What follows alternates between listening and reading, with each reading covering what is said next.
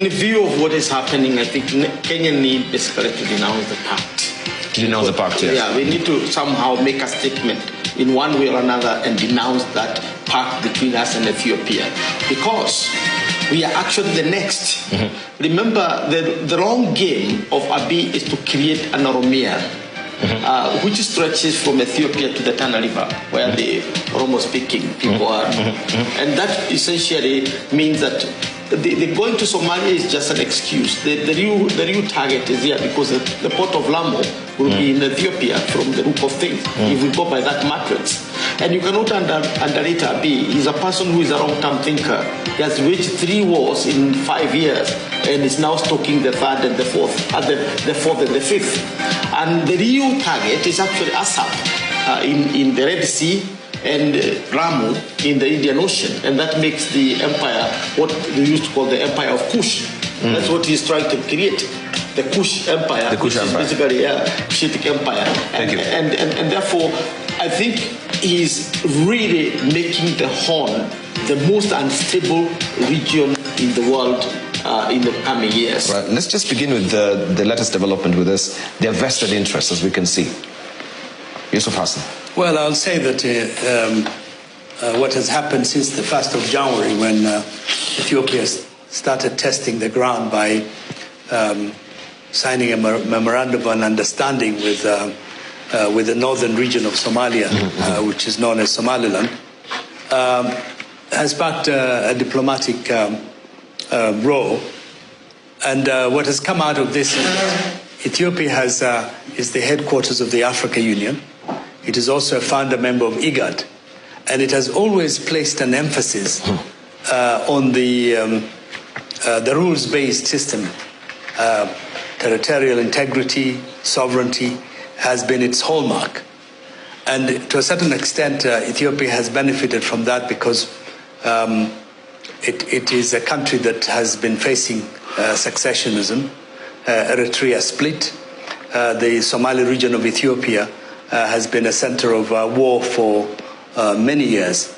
So the role has now been switched in the sense that it is Ethiopia that has been accused of having an interest in grabbing another state's territory, and is on the defensive diplomatically, because Somalia, which has in 1977 went to war with Ethiopia over the Ogaden, was an isolated country because the rest of the world thought that they were violating the sovereignty and the territorial integrity of Ethiopia.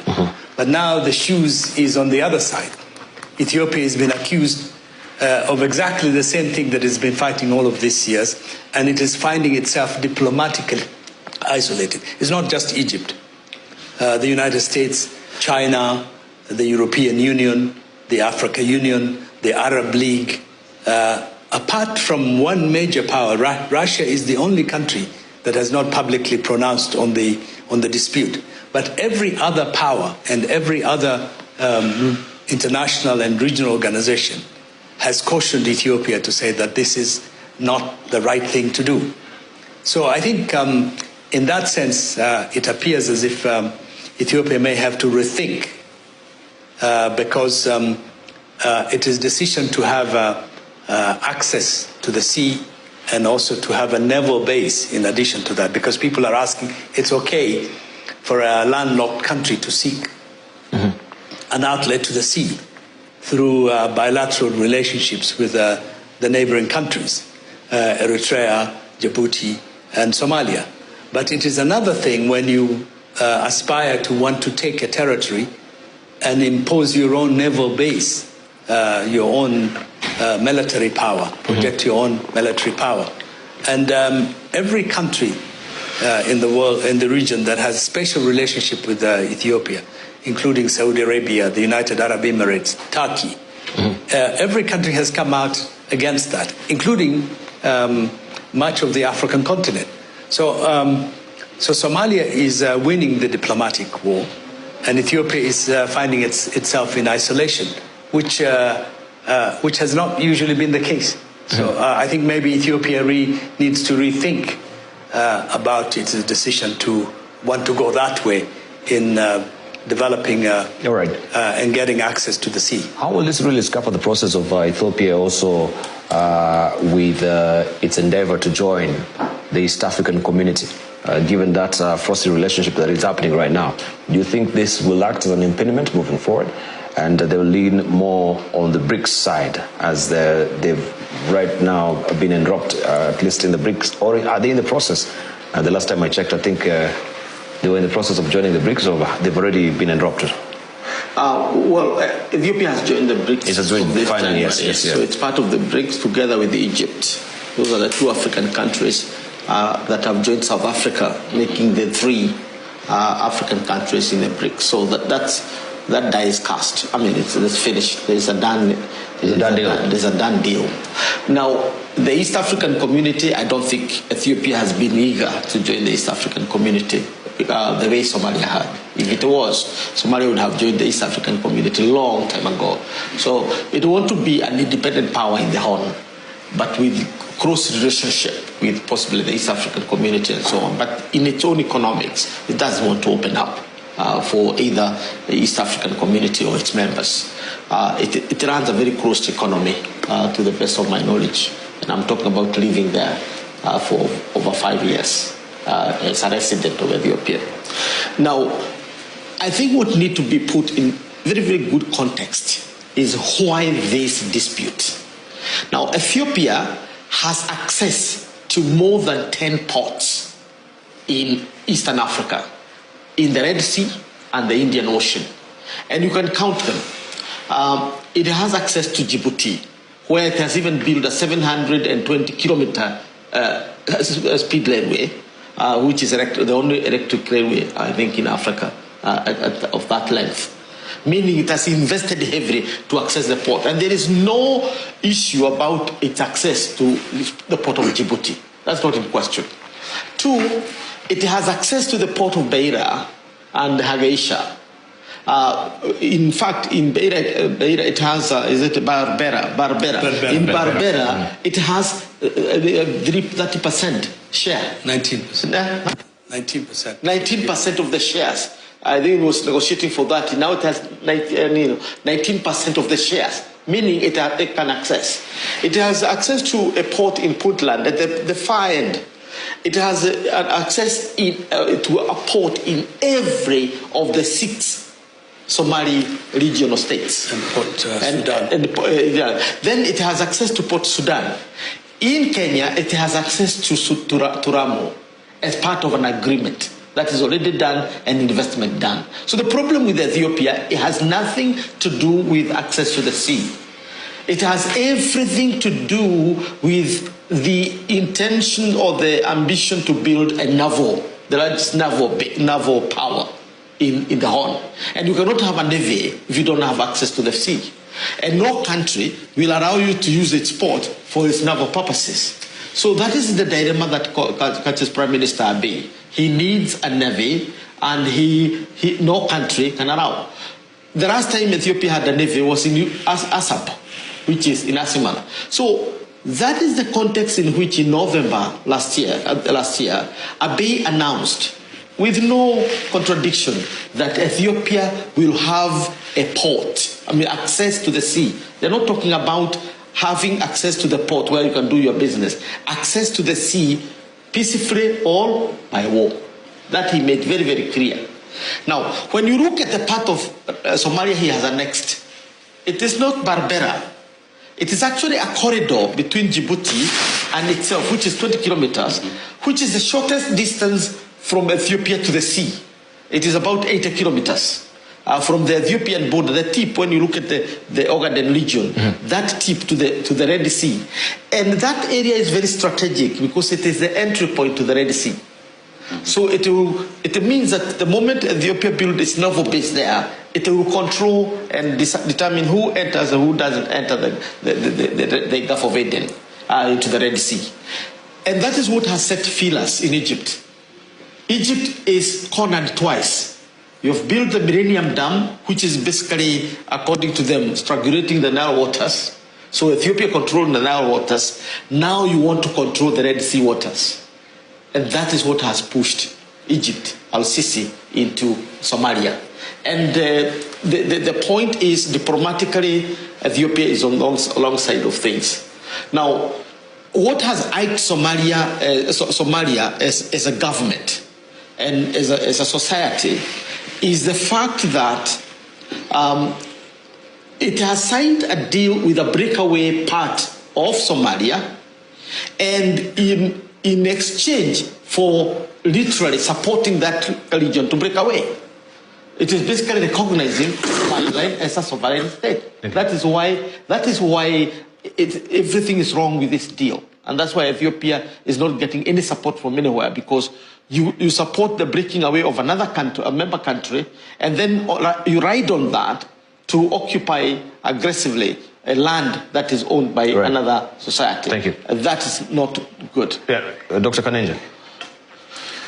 Yeah, of course, this current action, while perhaps they may be informed by calculations of the administration in Addis Ababa, I think the kind of reaction that it has attracted probably was not exactly expected from Addis Ababa. And that is regionally, while the region may not directly or publicly condemn Addis Ababa, the East African community, with the recent admission of Somalia, it finds itself in a place that is very difficult not to be able to side with Somalia, because they didn't enter into an agreement with Somalia that was half. They entered into an agreement with Somalia that was full, and so they're admitting Somalia as a whole. So within East Africa, it's going to be very difficult to find those who are going to support secessionism of Hargeisa, despite the fact that these countries have some kind of engagement with Hargeisa. Kenya has a liaison office in Hargeisa and has had, have a presence for some time. Ethiopia has, as well as a number of countries on the continent. But secondly, it also complicates the situation in terms of security architecture within the region, and especially when discussing the post-ATMI Somalia. We know that Addis Ababa has played a fundamental role, has been part of those countries that have contributed in terms of maintaining security within Ethiopia under the framework, or within Somalia. And so the current tensions, I think, complicates the post-ATMIS in Somalia, but also fuels tensions that are not going to contribute to pacifying the region, considering what is happening in Sudan. Considering that South Sudan, despite the relative peace we're seeing, the revitalized agreement has never really been completed in terms of being implemented. And Ethiopia itself is facing some nationalist or subnational resistance, especially from the Amharic region. And so it doesn't exactly bode well for 2024 for the region. But what we hope is there's going to be recognition that perhaps they need to take back. Good thing is the MOU is not exactly legally binding. And so while it suggests that Ethiopia may recognize Somaliland, it did not recognize it outrightly. And so perhaps we can use this kind of ambiguity to go back to the negotiating table and try to pacify the region, because if we don't and start taking this matter seriously, then we may be going down a very dangerous path, considering the geopolitics of the region and how important the Horn of Africa is, not just to the Gulf countries, but also the rest of the world. This region may become very dirty very quickly if we do not move with speed to arrest it. Right. Prof. Menene, so this is not all about economic constraints, with also their dollar really contracting. They don't have, is it the deer?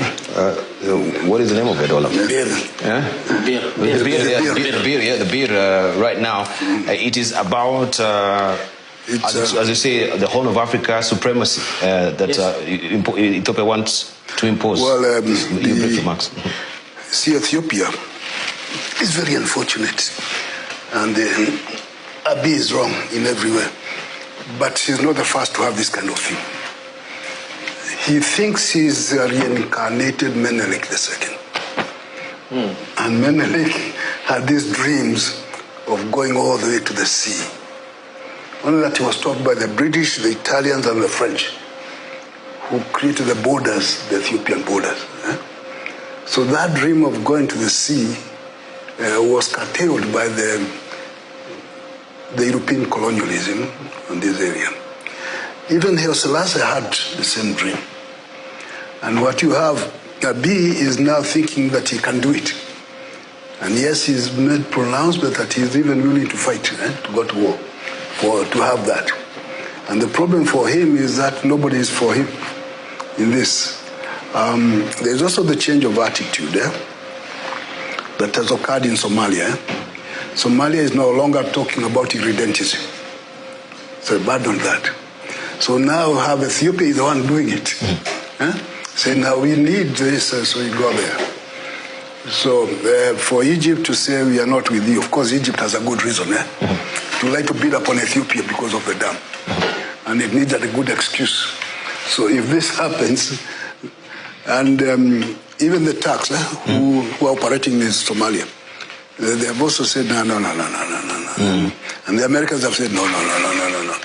So Ethiopia is isolated because it's going the wrong direction. And it wants to control a particular part of the sea. And in controlling that particular part of the sea, it can have the navy that it wants, and do that, and maybe flex its muscles. Along the way, it has quarreled with almost everybody. I think a few years ago, they were ganging up. There was a gang up, Ethiopia, Eritrea, and Somalia. They looked like the three musketeers. And who was the target at the time? Kenya. And Kenya was very jittery. What's going on here? When is it Famajo and afewerki and Abiy, and they looked as if they were ganging up against Kenya. And behind that thing was Ethiopia's desire to control some parts of the sea. So it's made a mistake, total mistake. It is alone. And the Europeans who gave him a Nobel, I think, have been regretting they made a mistake. Because he's used that as if it's a leverage to do whatever he wants. So he's not going anywhere. Ethiopia and Kenya have defense understanding, ranging back into the 60s. That understanding is not a license for Ethiopia to do what it. And I think in this case, Kenya, I think will stand well and say, no, that one, no. We can't agree to that. So it is unfortunate for Abiy. He's discredited himself. He is a problem. And maybe somebody should remind him, be careful. You are alone here. You're overambitious. You're overambitious. Yes. All right. Let's get our closing remarks and talking about that particular defense agreement with Ethiopia that hacks back into the 60s. Do you think, as we're winding up just briefly, maybe you as a departmental committee on foreign relations, security and diplomacy, we need to relook at that? No, I think that agreement was determined by the facts on the ground at that time. You know that Kenya was a newly independent country. It was facing a rebellion in its northern region, supported by Somalia. And Ethiopia was a major regional power. And it was a natural, rational decision for any country to make. But we also may enter an agreement with Somalia on issues of mutual interest. But going through the streams of time, I think it has been overtaken by events. Yes, indeed. Yeah, so now Somalia is now part of the East African community. That's what I'm saying. That we need to look at that particular agreement. Maybe we should consider it. I don't know. But most agreements they have their relevancy at one time, and then eventually they become irrelevant and people move on.